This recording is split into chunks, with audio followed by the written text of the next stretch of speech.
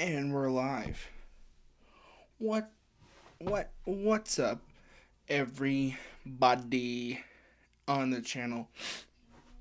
Shout out to everybody who's liking, subscribing, watching these videos at all. Real quickly, just want to let you know that this Saturday I'm going to be dropping the review for Project Hail Mary. Um, should come out by Saturday evening ish. Um, just depending on when that comes out, you'll get to see that. So that's exciting, and be on the lookout for that.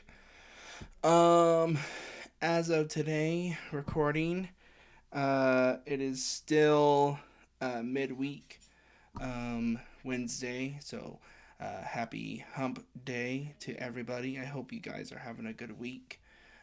Today is also a big day for anybody out there watching.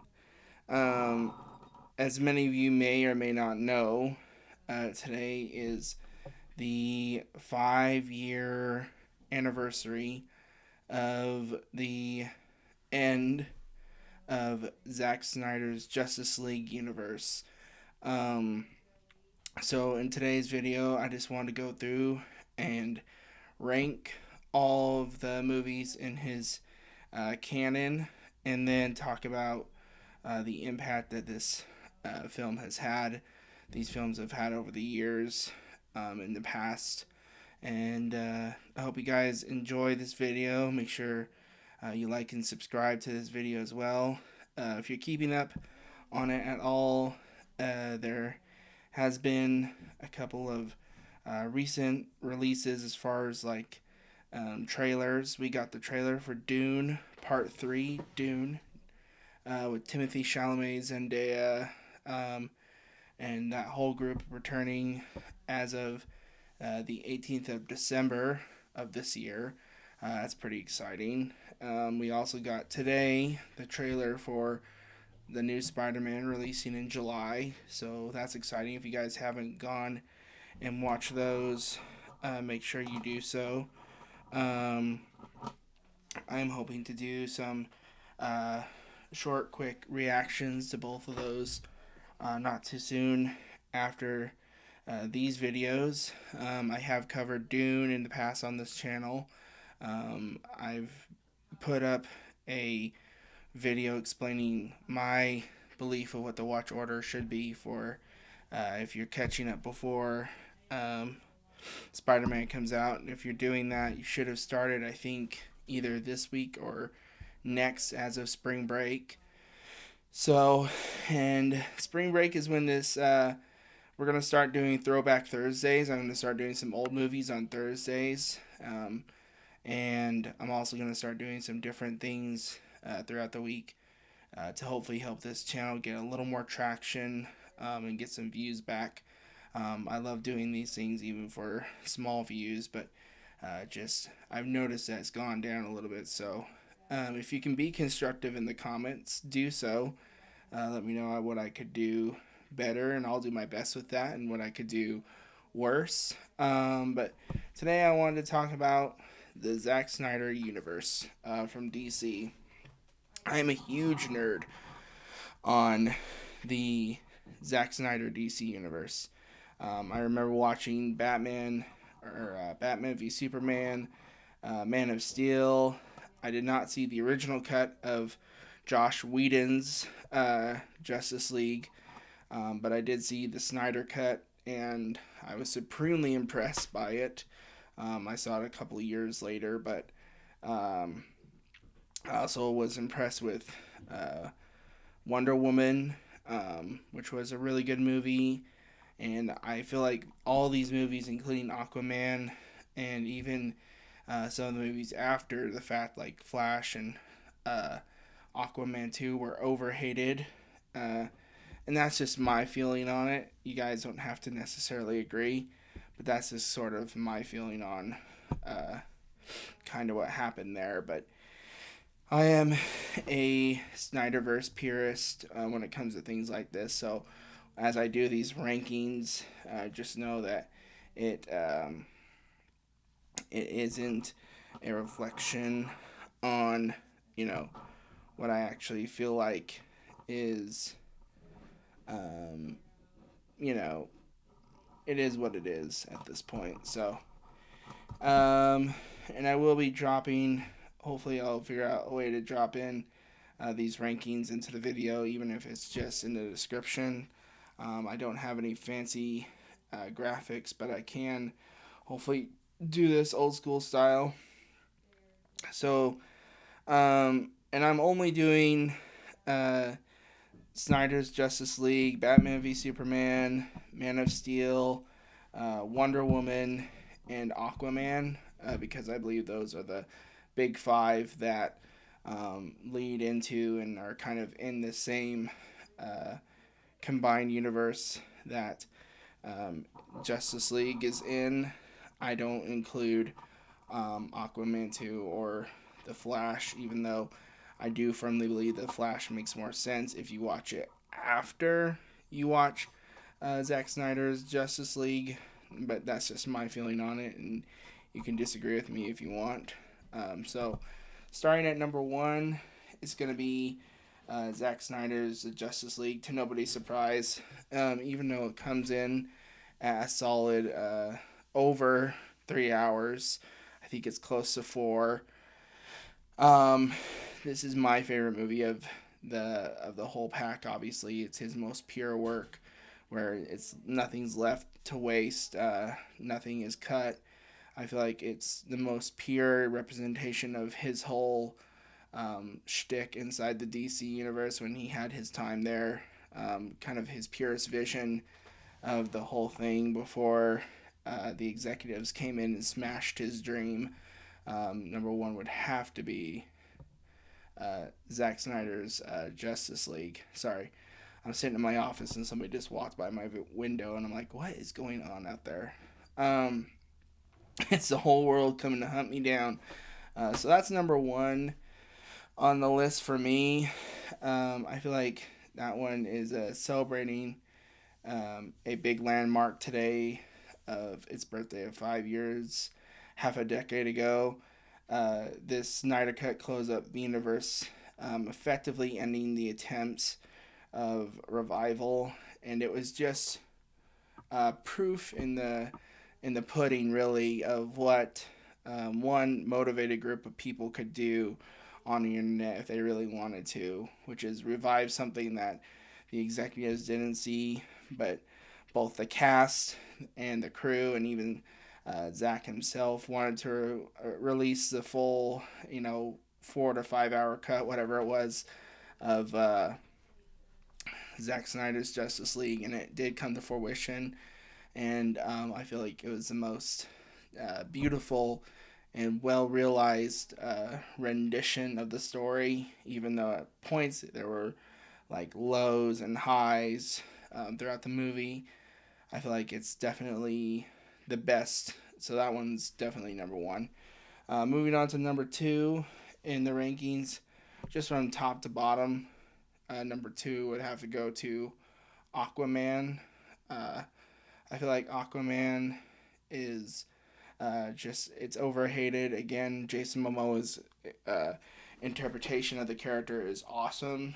I love watching him play the character. He does a really good job at it. And that movie was just completely unhinged. I feel like it's a really purist version of what a comic book movie should be, which is very over the top and very just a fun watch. And I feel like the villain is fun to watch. Obviously, Momoa is fun to watch. There's a lot of good cast members in there that I feel like they don't get a lot of love as a whole. But I do love Aquaman, and so that's why it comes in at number two for me. This one was well received, I think, ultimately by audiences. It echoed a lot of the same vibes and feels, maybe not to the same power and importance, but as like a Black Panther, where it's definitely set for like a picture of a culture and a people and um, a different kind of kingdom and just the learning to deal with your past and your present and your family's expectations of both of those things.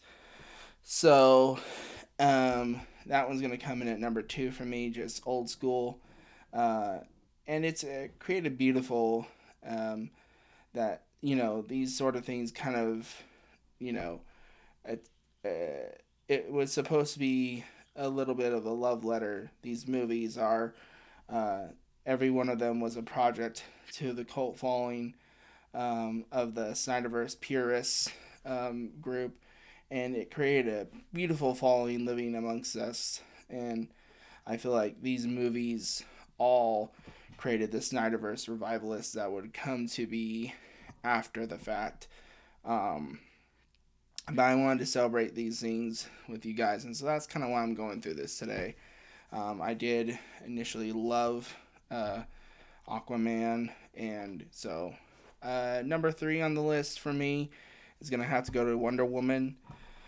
Um, I feel like Gal Gadot in this movie was a real star in the moment. I feel like it was really well set. Again, maybe an off tone, different interpretation um, of the actual like hero and character and different things in the movie, but not altogether too terrible. I remember liking a lot of the action set pieces. Obviously, there's a pounding musical score that goes with this movie, and anytime that she's in any movie, you get that pounding intro music that she has. And if you're anything like me, you can hear it in your head right now, just that pounding. Like it works really well.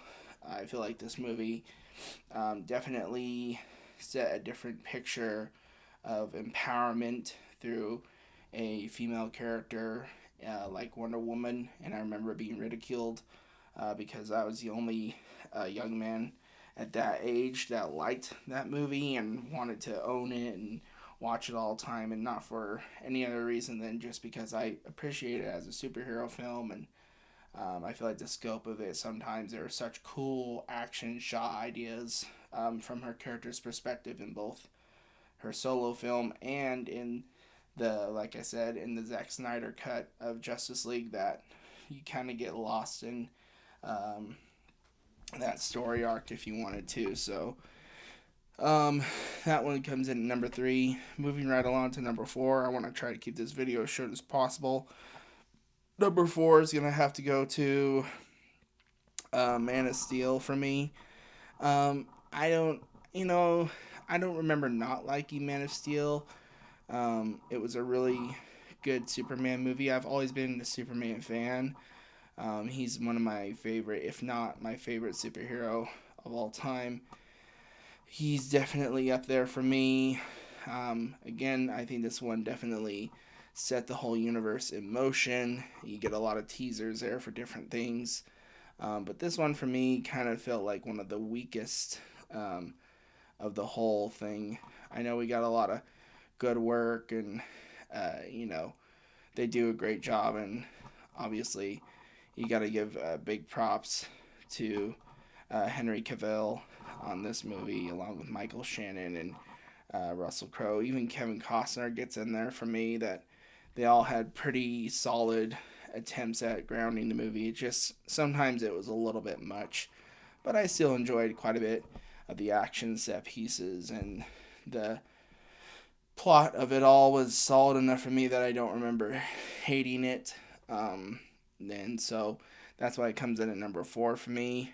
Rounding out the cause at number five is obviously Dawn of Justice, Batman v Superman. I haven't ever gotten to watch the extended cut. I don't remember even really watching this one. I feel like it's important for different reasons. It definitely set up a lot of the different issues that would plague these movies as a universe, but on a whole, it was a pretty weak movie for me, but still one of those ones that you watch and is definitely memorable. It had some moments that it was kind of cool. There were some interesting ideas in it, and definitely set up the importance of the movie, the Justice League, which is obviously the apex movie of this whole series. Um, and there's just something special for all those who are out there, a part of this movement, as I am. A quiet supporter with you all in this conversation about one of the most powerful, important moments in any superhero film franchise in history. Something more special than anything I've witnessed since. Definitely a stand up against, you know, the tyranny of corporation and tearing down a man's vision before it's even had a chance to glimpse the silver screen. I remember at the end of the Justice League Snyder cut, I remember being like, oh my gosh, if we would have just had more time with this, I think it would have been awesome. And it made you want it to go somewhere, and it still could. Obviously, there's been, if you've been watching, there's been rumors this week about cryptic posts from Snyder pointing towards something in the making, or just maybe he's just celebrating with us all of the continued life beyond the grave of the actual Snyderverse. Um, or is it the end? And that's up for you to decide. So I think that does it for today. I just want to take a minute to celebrate this anniversary. It's a special day for all of us Snyder fans out there. If you are a Snyder fan, a DC fan at all, if you have thoughts about James Gunn's DC universe, I do think he's doing a pretty okay job with it so far. Um, but I'm more of a fan of the older stuff, obviously. Um, I do wish that you guys would drop a comment below. Let me know if you've seen these movies, what your rankings would be, just as based on these five. And and I'll hope to see you again on Saturday when I release the video for Project Hail Mary. So, peace out.